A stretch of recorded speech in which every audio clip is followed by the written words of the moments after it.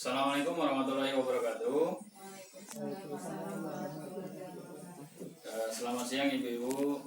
Terima kasih waktunya sudah menyempatkan hadir pada pertemuan hari ini, yaitu pertemuan bulan selanjutnya. Ya, bulan ini kita akan membahas mengenai materi perlindungan anak. Dalam materi ini yang akan kita sampaikan yaitu sesi 11 dengan judul pencegahan kekerasan dan perlakuan salah terhadap anak. Jadi itu yang akan kita bahas. Tujuan dari materi ini, ya, pencegahan kekerasan dan perlakuan salah terhadap anak, itu tujuannya ibu-ibu diharapkan mampu menjelaskan pengertian hak-hak anak, kemudian menjelaskan klaster hak anak, kemudian menjelaskan pengertian kekerasan dan perlakuan salah, kemudian menjelaskan jenis, contoh, dan dampak kekerasan dan perlakuan salah, kemudian melakukan deteksi dini terhadap kekerasan seksual, kemudian mempraktikkan cara pencegahan penanganan kekerasan perlakuan salah di dalam keluarga dan di lingkungan masyarakat. Kemudian tujuan yang selanjutnya adalah memahami pengertian anak istimewa. Itu adalah tujuan dari materi yang akan kita bahas pada siang hari ini. Langkah selanjutnya adalah pengertian anak dan hak-hak anak atau klaster hak anak. Jadi kita lihat flipchart ini, ya, flipchart 02 mengenai pengertian anak. Coba tolong Bu, apa itu pengertian anak? Coba sebutkan. Adalah seorang yang belum berusia 18 tahun termasuk yang masih dalam kandungan. Jadi anak itu yang belum berusia 18 tahun termasuk yang di dalam kandungan. Dalam kandungan berarti usianya 9 bulan. Kemudian berarti batasan usia anak tadi berapa, Bu? 18 tahun. Iya. Apa saja hak-hak anak itu? Ada yang bisa menyebutkan? Di buku pintar itu bisa dilihat di halaman 7, pengelompokan, ya. Coba ibu-ibu pisahkan, ya, apa saja itu hak-hak anak. Nah, kemudian biasanya di sini ibu-ibu bisa lihat di flipchart 04, ya. Ini ada 41 hak anak, 31 hak anak, ya. Bisa hak-hak anak yang harus dipenuhi orang tua bisa dibacakan di buku pintar, itu halaman 7. Bisa tolong dibacakan, Bu? Ya. Yang pertama, bermain. Anak itu mempunyai hak bermain. Jangan dipaksa untuk bekerja.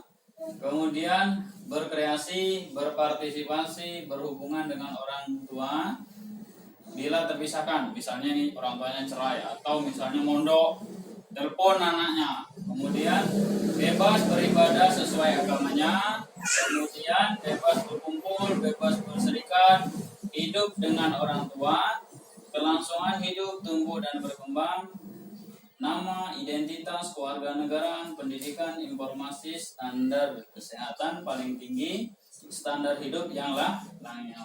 Ini hak anaknya ada 16. Kemudian terkait dengan perlindungan. Nah, hak anak terkait dengan perlindungan. Ternyata hak anak itu juga anak harus dilindungi. Apa saja, Bu? Tolong bacakan, Bu. Ada Terkait dengan perlindungan pribadi dari tindak penangkapan sewenang-wenang. Ya, terus. Dari perampasan kebebasan. Ya, terus. Dari perlakuan kejam, hukuman dan perlakuan tidak manusiawi. Ya. Dari siksaan fisik dan non fisik. Ya. Dari penculikan dan perdagangan atau trafficking. Ya, anaknya dijual. Terus, Bu. Dari eksploitasi seksual. Terus Kegunaan apa? kejauhan. Oke, ternyata kejauhan. Kita majukan lagi, Bu. Ya, biar kinaan. Apa itu kinaan, Bu? Nah. dari eksploitasi atau penyalahgunaan obat-obatan, Ya, dari terus eksploitasi sebagai pekerja anak, terus dari eksploitasi sebagai kelompok minoritas atau kelompok adat tertentu. iya.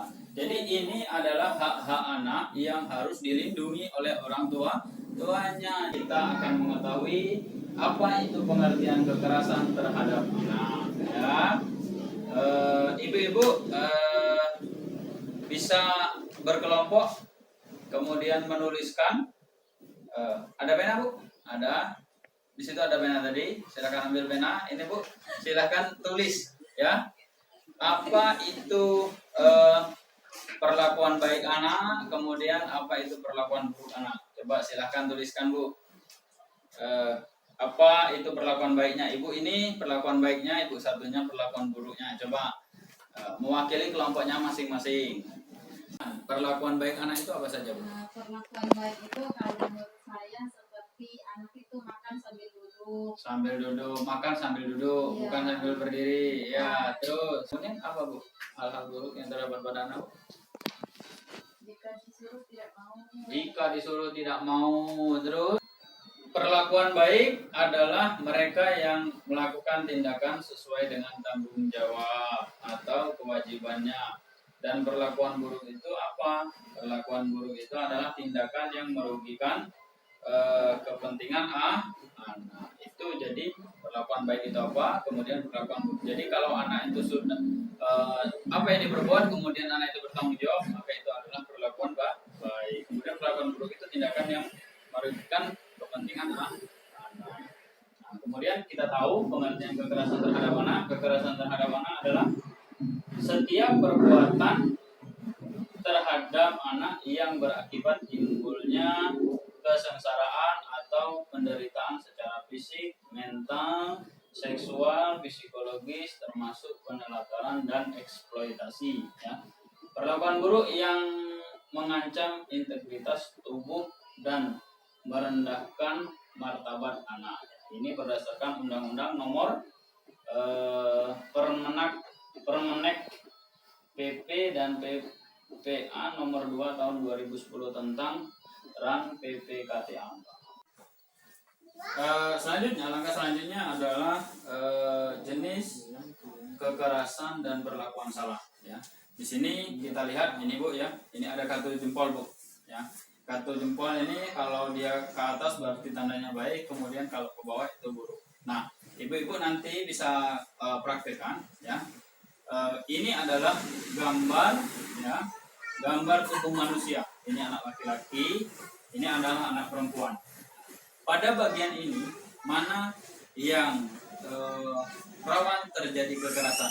Pada bagian tubuh yang mana bu? Coba bu, silahkan sebutkan. Bagian tubuh mana ya yang sering terjadi kekerasan? Baik itu anak laki-laki maupun anak perempuan. Coba bu, bagian mana bu yang sering rentan terjadi kekerasan? Itu bagian tubuh yang mana bu? Lengan. Lengan. Lengan atau tangan bu? Lengan. Kemudian mana lagi bu? Mana lagi bu? Telinga dijewer. Kemudian mana lagi bu? Kemudian coba bu, contoh kekerasan psikis bu. Psikis itu seperti menuntut. Ini secara tidak sadar kita sering lakukan. Mototi anak. Kekerasan seksual apa bu? Contohnya bu? Kekerasan seksual. Dicolek. Pantatnya dicolek. Apalagi bu? Alat kelamin. Alat kelamin. Ya ini gak usah malu-malu bu. Ini harus tahu bu. Gejala apa biasanya yang terjadi pada anak yang mengalami kekerasan seksual? Apa bu? Gejalanya bu? Murung. Kemudian apa lagi bu? Jadi ketika anak-anak itu mengalami kekerasan seksual, ya kita bisa mendeteksinya bagaimana? Yang pertama ini bu, deteksi dari gerakan-gerakan tak wajar. Contohnya apa saja bu? Yang pertama apa ini bu? Kedua bahu terangkat. Kedua bahu terangkat sehingga menutupi leher. Ini gerakan refleks seseorang untuk melindungi tubuhnya. Jadi ini bagian dari deteksi dini. Kemudian kepala tertunduk ke dalam. Gimana itu kepala tertunduk ke dalam? Kayak bekicot itu ya. Nah, kemudian kedua tangan dan kedua kaki menyimpul erat. Oh, gimana itu? Oh, nggak tahu lah. Kemudian lutut tertekuk ke dalam, tubuh menekuk, kemudian mata berkedip-kedip. Wah, jangan-jangan sering-sering berkedip-kedip anaknya. Nah, ini perlu dideteksi. Kemudian wajah pucat, pasi, kemudian dan masih banyak lagi yang lainnya. Jadi itu deteksi dini. Jadi bagaimana cara kita untuk mengetahui bahwa anak itu sudah mengalami kekerasan seksual? Karena kita tidak tahu, Bu, sumber kekerasan seksual itu bisa terjadi di mana saja. Iya, Bu. Nah, iya, tanda-tanda. Nah, kemudian yang selanjutnya, cara pencegahan kekerasan di keluarga dan di masyarakat. Jadi, maka selanjutnya yaitu cara pencegahan kekerasan di keluarga dan di masyarakat. Oke, sekarang kira-kira, Bu, di lingkungan sekitar Ibu ada nggak yang anaknya itu nggak mau sekolah? Ada nggak, Bu, kira-kira? Di lingkungan sekitar Ibu itu anaknya, anak tetangganya nggak mau sekolah itu. Ada nggak, Bu? Ada, nggak mau sekolah ada. Berangkat dari rumah tidak sampai. Sudah siang, Ibu. Jadi untuk pembahasan mengenai pengertian anak istimewa, bagaimana itu kita merawat anak istimewa, kita lanjutkan ke pertemuan selanjutnya, ya. Jadi bisa kita ambil kesimpulan bahwa kekerasan itu bisa terjadi di mana saja, bisa di rumah, bisa di sekolah, bisa di masyarakat, bisa di jalan, ya, bisa di tempat sepi, bisa di pondok pesantren. Semua tempat-tempat itu bisa tempat terjadinya atau bisa timbulnya terjadinya kekerasan, baik itu kekerasan secara psikis, fisikis dan seksual. Jadi bagaimana cara kita mendeteksinya sudah kita pelajari. Saya berharap ibu-ibu bisa menerapkannya nanti di rumah, ya. Jadi anak-anaknya ketika meraih anaknya tidak melototi, tidak mencubit, tidak menendang dan sebagainya. Itu, Ibu, ya. Kita lanjutkan pertemuan selanjutnya. Ada pertanyaan? Kalau tidak ada, kita akhiri sampai di sini. Billahi taufiq wal hidayah. Assalamualaikum warahmatullahi wabarakatuh.